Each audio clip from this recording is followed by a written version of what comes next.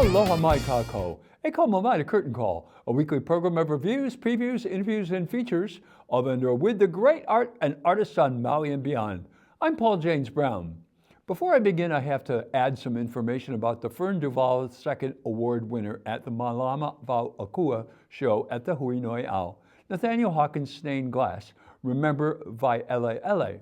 I found out there needs to be a light turned on behind the piece, and then the viewer needs to stand at an angle to the piece, and the image of the extinct endemic pu'olo, or black-faced honeycreeper, will appear like a pencil silhouette. The last of the big three most important and influential Japanese-American Hawaiian-born artist, Satoru Abe, has joined his mentor Isami Doi and colleague Tadashi Sato in the Great Gallery in the Sky. But his legacy and his work will live on thanks to a world-class exhibit, Saturo Abe, Reaching for the Sun, that opened at the Schaefer International Gallery on September 16th and will continue to November 22nd. This exhibit was organized by the Honolulu Museum of Art and co-curated by Catherine Love and Alejandra Rojas Silva. But of course, Gallery Director Jonathan Yukio Clark has included Maui touches in this show.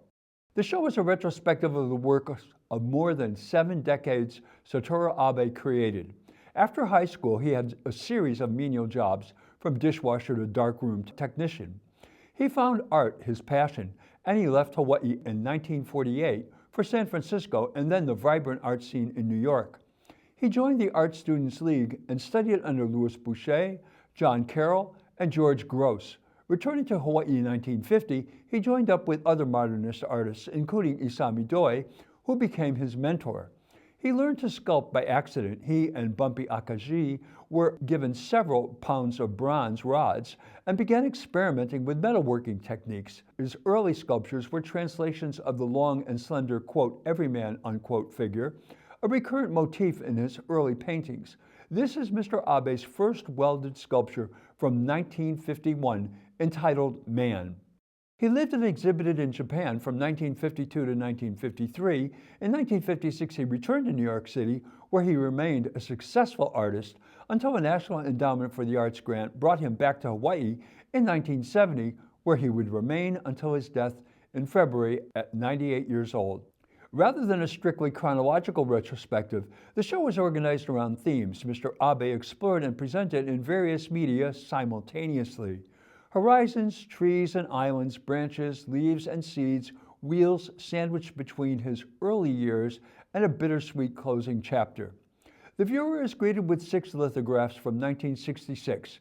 These come from Mr. Abe's sketches done while he was working in New York City from 1956 to 66. They put forth a lexicon of his iconography that he used throughout his artistic life. I call it artcabulary.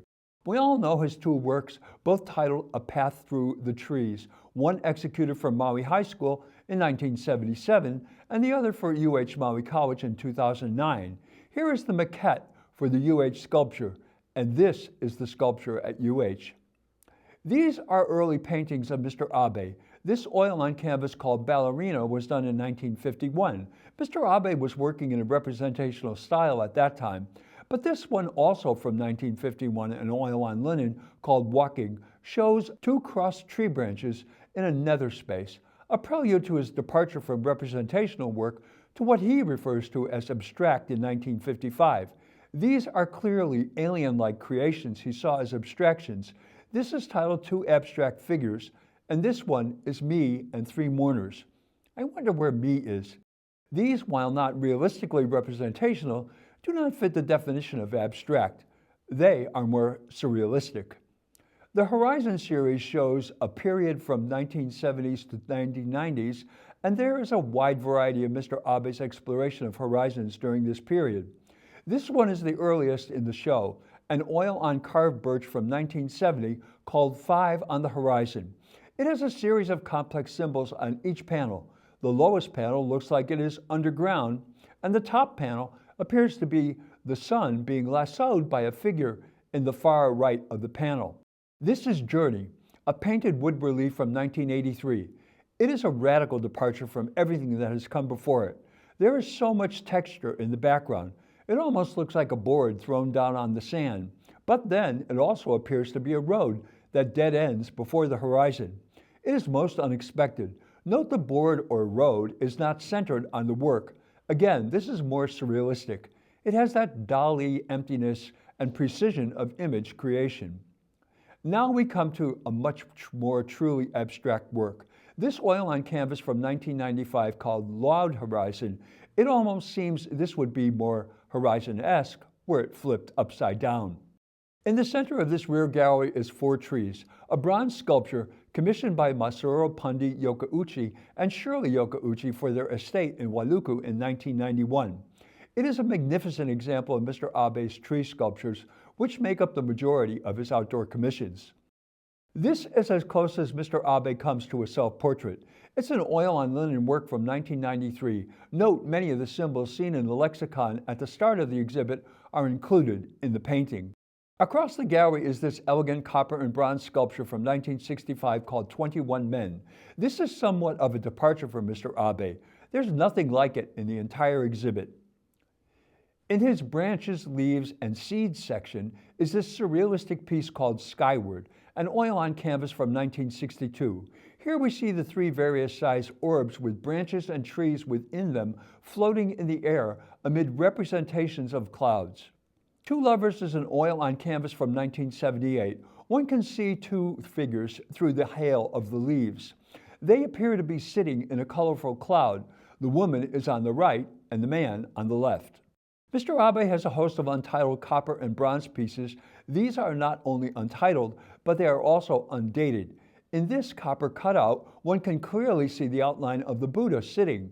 The image in the center is almost like a campfire, and surrounding him are the trees and branches. This looks like 2 figures facing each other in some kind of entanglement. This one looks like a tree with the moon rising above it. Now we come to the wheels. The circle is an important part of Mr. Abe's artcabulary. The circle has no beginning nor no end. It is the perfection of the cyclical nature of existence, birth, life, death. This is an untitled oil on carved birch from 1982. It features an off-center golden circle surrounded by an audience of trees which seem to be raising their branches in praise or perhaps celebration. This is a bronze wheel, and again, there is an off-center bronze circle within a circle. Landscape in the round is a burned and carved basswood piece done in 1993. This work was painstakingly pieced together. The images are the ones Mr. Abe has been incorporating and reinventing since he began his artistry. Between 2010 and 2022, he did a series of geometric, colorful abstracts titled Only by a Number. They represent another artistic evolution. Both the palette and the shapes are not seen prior to this. Finally, in 1993, Mr. Abe retired from sculpture. He said, quote, "I was 93 years old, had diminished physical capabilities to sculpt and weld," unquote, but he could still paint. This oil on canvas from 2022 shows he had softened the hard edges of the previous work and his artcabulary has been transformed. Mr. Abe's work is in the Smithsonian, the Museum of Modern Art, and the Whitney. He received a Guggenheim Fellowship, was named a Hawaiʻi Living Treasure, and is owned by countless private and public collections. His work is unique, exhibits excellence, and astounding simultaneous variety. He never stopped doing art. This is just a taste of what awaits you at this world-class show. The gallery is open 10 a.m. to 4 p.m. Tuesday to Saturday, and it is also open 7:30 before select Castle Theater and Yokauchi Pavilion shows.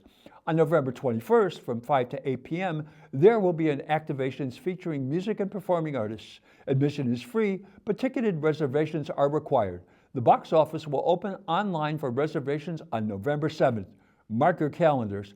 These are always exceptional, and they sell out fast. Well, that's Curtain Call for this week. Mahalo nui loa for tuning in. I'm Paul James Brown. Maui strong. Ahui ho.